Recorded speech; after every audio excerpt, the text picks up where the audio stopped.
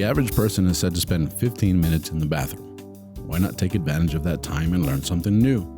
Presenting the 15-minute podcast on weird facts, crazy details, and funny particulars that you'll be able to enjoy while you're taking a on your free time. Welcome to The Shit with Sam Butler.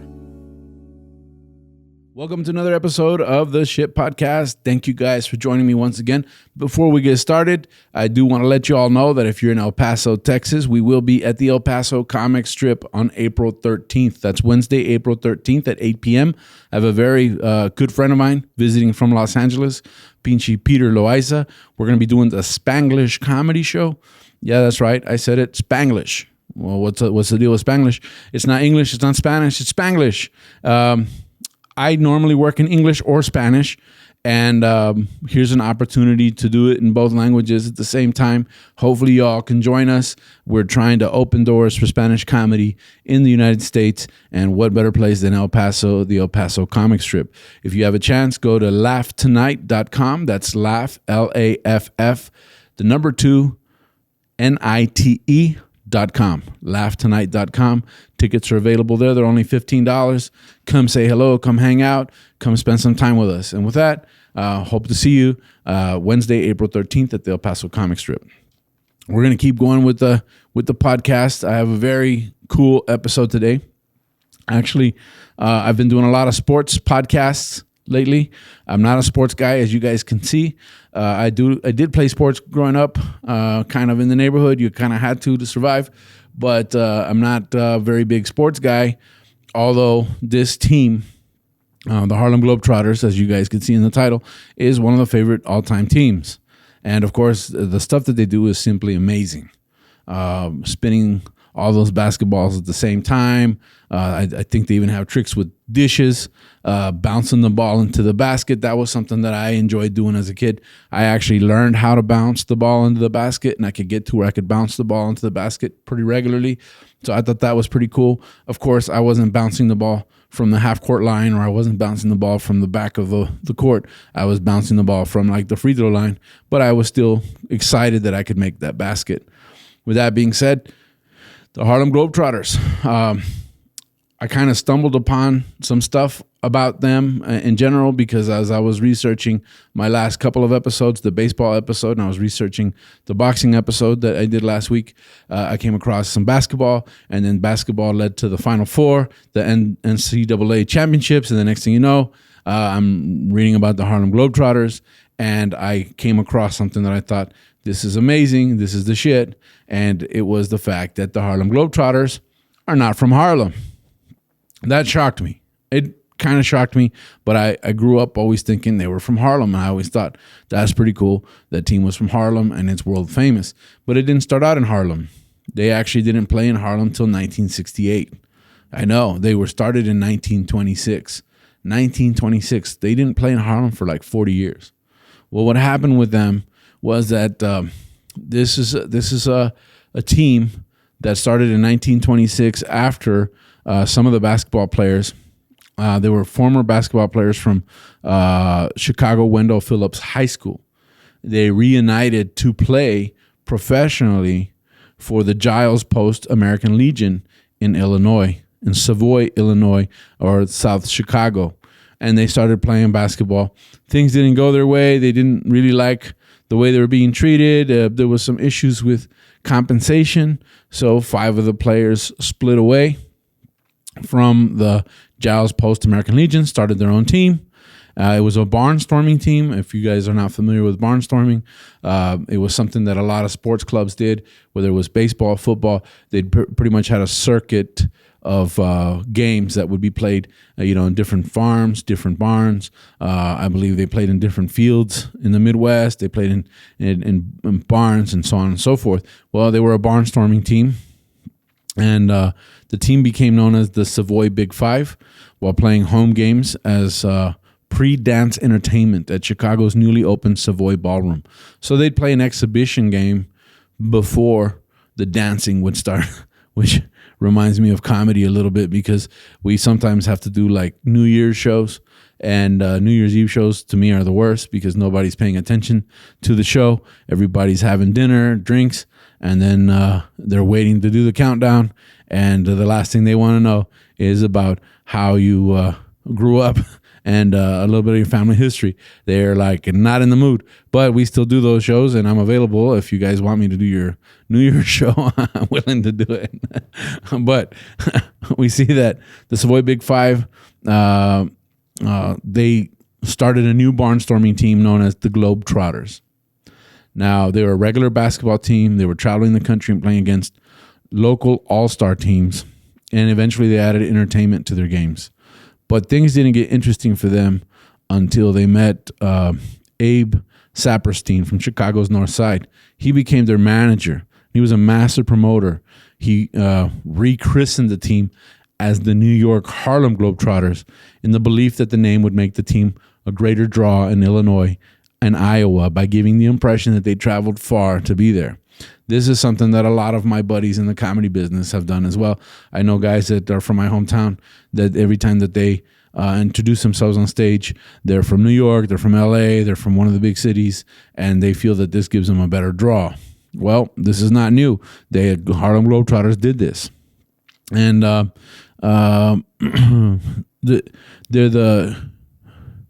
the shortest member of the Basketball Hall of Fame.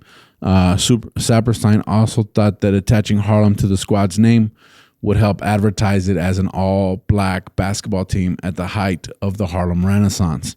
It wasn't until 1968 that they actually played in Harlem. They played a lot of serious basketball, and they did everything they could to win. They actually were pretty good. They went to the national championship in 1939. They against an all-black team, the New York Renaissance. They actually lost, but they went to the national championship. But they defeated the Chicago Bruins to capture the prestigious World Professional Basketball Tournament. The following year, the Globetrotters didn't start to incorporate ball tricks and dribbling in exhibitions. So they went and actually played again in the following year against the Chicago Bruins and won. So that kind of legitimized them. And they didn't start doing the tricks and exhibitions in their games until the late 30s. And in 1948, the Globetrotters shocked the basketball world by defeating the Minneapolis Lakers, which is now the Los Angeles Lakers, and the champions of the all-white National Basketball League. And this was the precursor of the NBA, which is what we know today as the league. And they beat the Lakers again.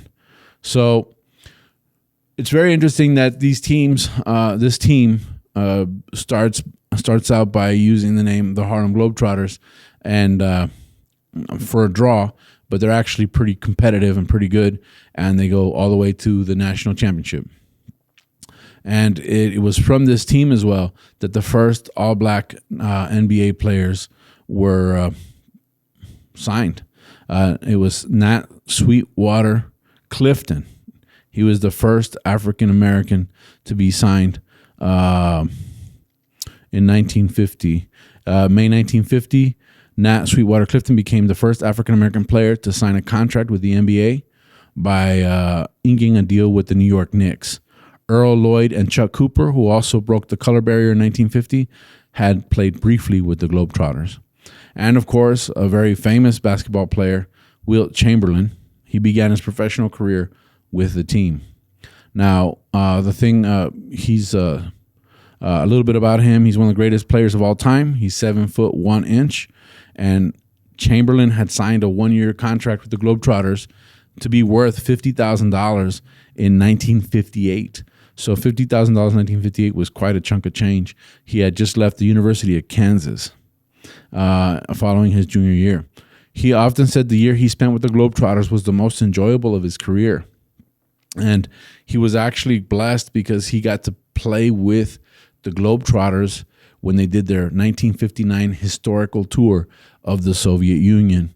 And Wilt Chamberlain even got to shake the hand of Soviet leader Nikita Khrushchev. Now, I know that to us Americans, Nikita Khrushchev was a big bad man, but it's pretty impressive that basketball, if you've ever seen the uniforms If you ever seen the Harlem Globetrotters, I mean, they're super patriotic, American flag uniforms, so on and so forth. So to break that barrier in 1959, to be invited to the Soviet Union, to tour the Soviet Union, and to actually get to shake the hand of a world leader. There's an interesting story about Khrushchev coming to the United States and hating it, and it was because they wouldn't take him to Disneyland. That's a whole other episode of the shit podcast. But he got to shake his hand. So these guys are ambassadors of goodwill. They've played in over 120 countries. That's 120 countries. It's amazing. It's definitely one of my favorite teams, and I bet it's very enjoyable to actually watch them. They're actually going to be in El Paso like on the 16th of April, so I might catch that show the 16th of April. The shortest Globetrotter, Jonte Too Tall Hall, he was 5'2". The tallest Globetrotter, Paul Tiny Sturgis, 7'8", 7'8". Just so you know, a standard door frame for a house is 6'8". So that's pretty amazing. Globetrotters in the 70s also had their own cartoon, which was pretty cool. And where I was introduced to them was when I was a little kid. I'd come home from school, I'd kick the TV on, and I would watch Scooby-Doo. It was on. So Scooby-Doo actually had them on some episodes, and I thought that was crazy to actually have a whole team of Globetrotters solving mysteries.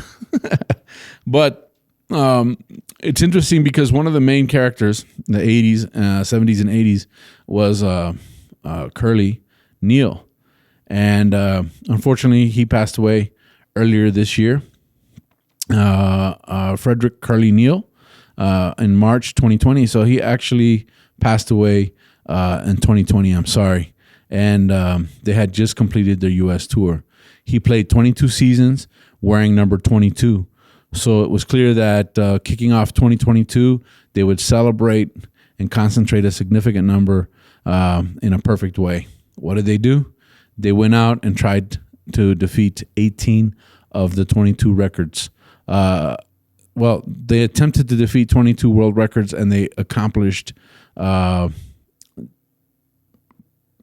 new records, 18 of them, right? And so what are some of the things that these guys did?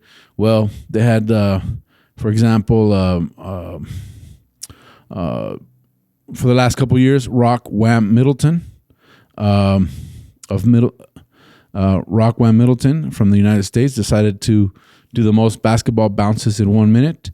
And after a careful slow motion review from educator Chrissy Fernandez, it was confirmed that Wham's 708 bounces broke the long sought after record. It was an incredible moment to witness. So he bounced the ball 708 times in 1 minute.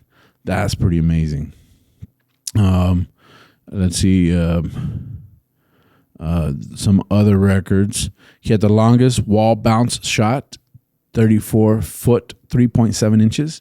So he was able to bounce the ball off of a wall into the basket at 34.3. That's pretty impressive.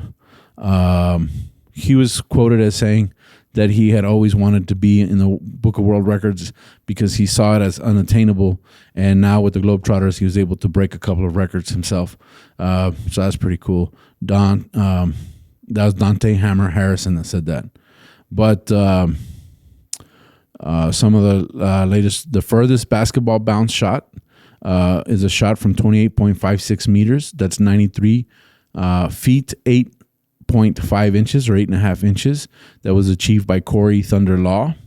That was awesome. Could you imagine bouncing the ball 93 feet? That's incredible. It's almost 100 feet. Yeah. The most basketball underhanded half-court shots in 1 minute is 7. That was achieved by Rock Wham Middleton also. The furthest basketball hook shot was 22.8 meters. That's 74 feet. So that's a 74-foot hook shot. And it was achieved as well by Rock Wham Middleton. That was all on December 6th, 2021. The farthest basketball off the wall bounce, we talked about that as 34.37 meters. The furthest behind the basketball alley-oop slam dunk was 15.6 meters, 51 foot to 2.05 inches. 15 meters. Wow, that's I gotta see that. That's incredible. The most basketball alley-oop slam dunks in 1 minute is 13 by Dante Hammer Harrison. And the one that got me, and it got me thinking, that was pretty amazing, was this particular one. Let me scroll down to it.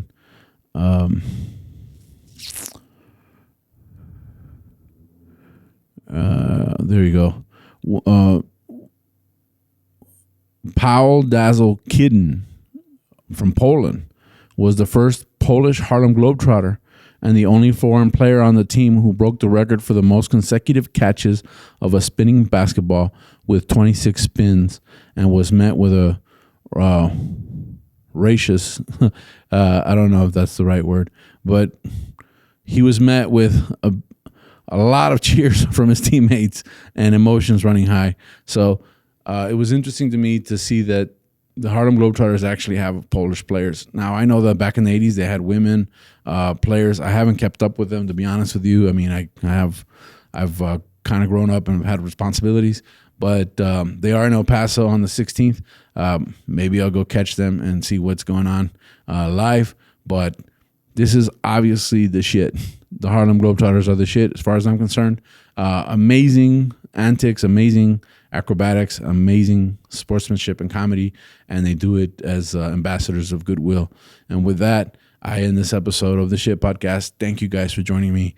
And of course, they weren't from Harlem; they're from Chicago, but they're the Harlem Globetrotters to us.